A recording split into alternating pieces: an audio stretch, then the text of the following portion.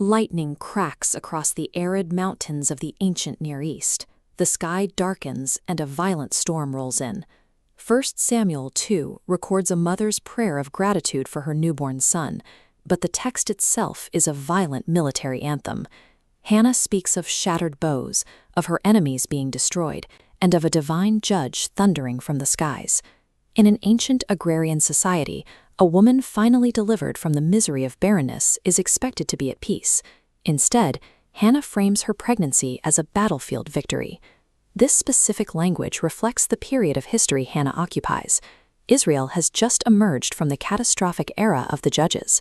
The Book of Judges ends in total collapse, a vacuum of leadership, rampant civil war, and deep religious syncretism, the blending of Yahweh worship with the pagan gods of Canaan. The opening chapters of 1 Samuel function as a sophisticated theological polemic against Canaanite religion, systematically preparing the nation for its first true king. This is the Ephraimite hill country.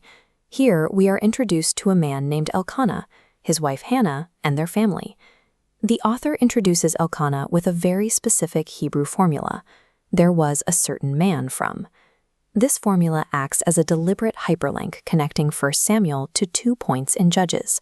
First to Samson in Judges 13, a miraculously born leader who failed to deliver Israel. Next to Micah in Judges 17, who concocted a renegade religion. Both had unnamed mothers. By contrast, 1 Samuel provides the name and the voice of a deeply faithful woman, Hannah.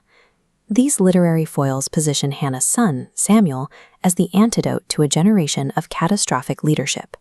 Survival in ancient Israel depended on 2 factors: seasonal rain for crops and human fertility for labor.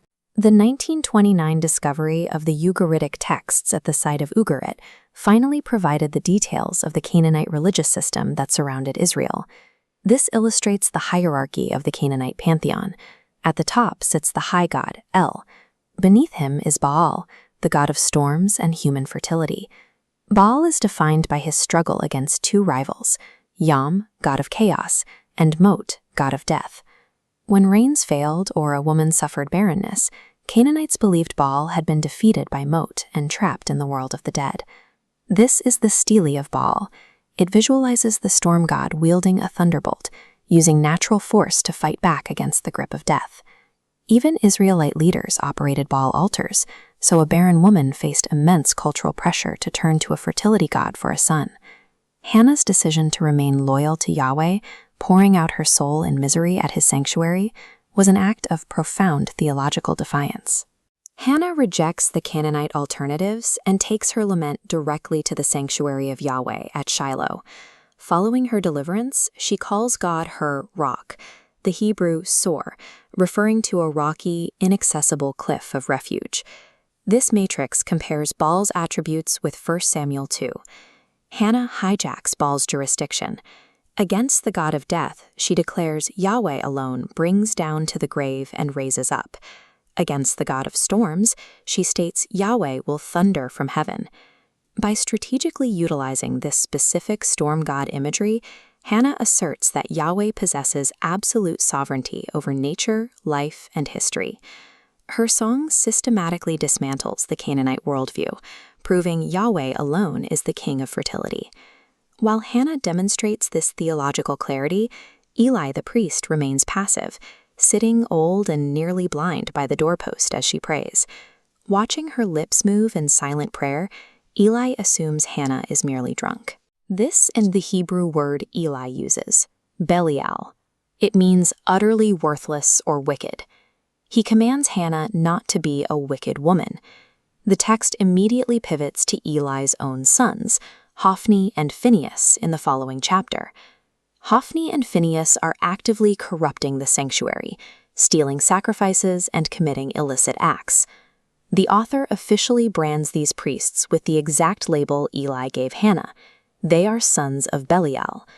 The male religious establishment is blind and corrupt, leaving an oppressed, formerly barren woman as the sole carrier of true Orthodox theology. Hannah's personal victory over her rival, Peninnah, serves as a geopolitical microcosm. This diagram shows Hannah's experience as a national blueprint. Vindicating one oppressed woman means he will vindicate the oppressed nation.